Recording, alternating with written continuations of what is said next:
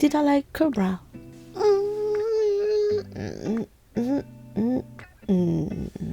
So there's this brilliant killer named Cobra, and he's using his mathematical skills to kill people.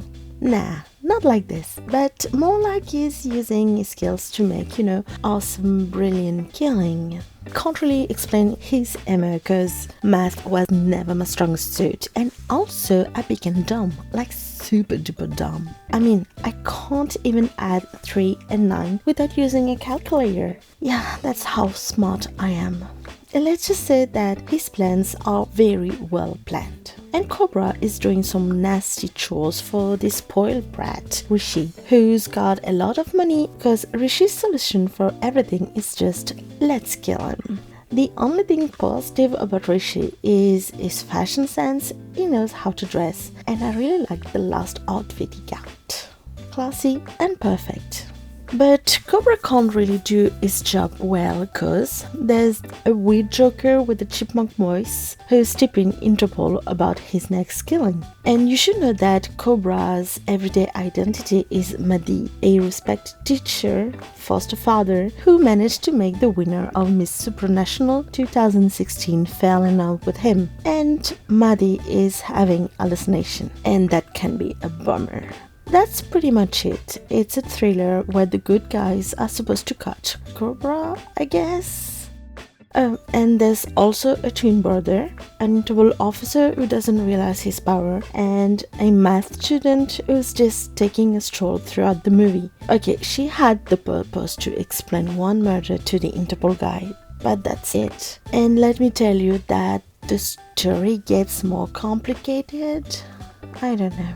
Okay, should you watch the movie? A big yes. Not because the movie is awesome or something, but and this review is probably going to be a negative one, and I hate doing that. But weirdly enough, I think that the 3 hours I spent on this movie are really worth it, and I don't regret spending €12 to watch this movie in a movie theater, even though they don't have any drinks holder. The movie is clearly divided into 2 parts. The first one is all about the killings. On one side, the bad guy, Rishi, the spoiled brat who doesn't take no for an answer. With his power and money, he tries to choose his opponent, but he decides to kill them at the end. And Cobra, this uncuttable killer who perfectly executes his wishes, which is normal, I think. The money is good, and I think in this film, the customer service should be perfect. And on the other side, the good guys. Aslan, the Interpol officer, Judith, a brilliant student who cracks the aim of the killings, Joker, Chipmunk, who's tipping Interpol about the killing.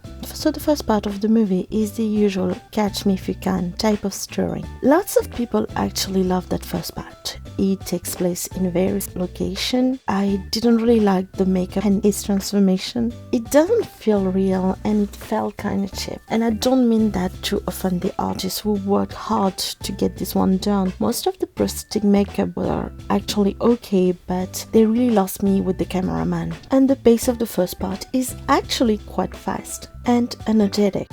So the second part is where the director lost his audience, I think, because he introduced Cobra's nemesis, another Vikram. And the tone of the movie takes a 180 turn. It became more emotional, more masala if you wish, and we lose all the action fast pace we had in the first part. So why should you watch the movie if it isn't that good?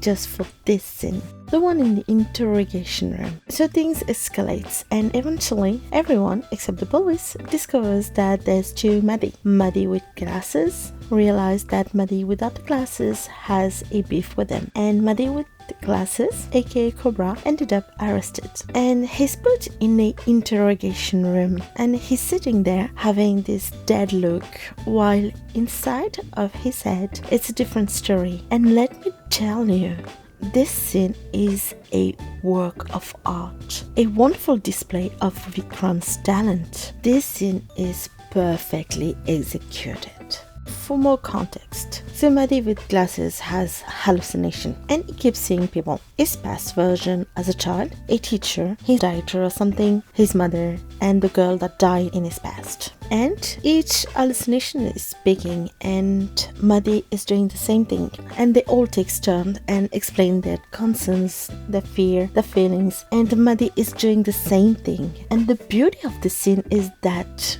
Vikram, the actor, is unstoppable and is perfect. It's like watching a ballet, perfectly executed, flawless, beautiful and mesmerizing. Obviously, you can just watch the scene only because YouTube will probably drop the scene titled Mass Scene from Cobra or something like that. But watching the movie will give you more contents to the scene. The man is stuck in this room and he has to process all the information he has in order to find out the most perfect outcome, at least according to this character. And each character represents something. His fear, his rational part, Chyiaan's side, his guilt, and I still can't figure out the director. His goofy side, maybe? And watching the movie will help you make all these characters fall in place and will give the scene more depth. So overall the movie felt sweet and sour. Didn't really like the ending, to be honest. I felt that the movie could have been much better. I liked the emotion part with the twin brother story, but I would have loved if the second Vikram had more character development or something. Some character could have been written in a better way. I'm thinking about Aslan. I felt that he was like a puppet who had no control over this, which is something unimaginable for an Interpol officer. I also think that Judy, after her first bang, I felt like she was just taking a stroll between foreign country and Kolkata. And I think that I would have more relate to Rishi if it was connected to Madhi's or Kadir's past story, I don't know. But overall, I know that this movie left me this uneasy feeling because no one wins at the end. They're either dead or they're alive with a lot of trauma.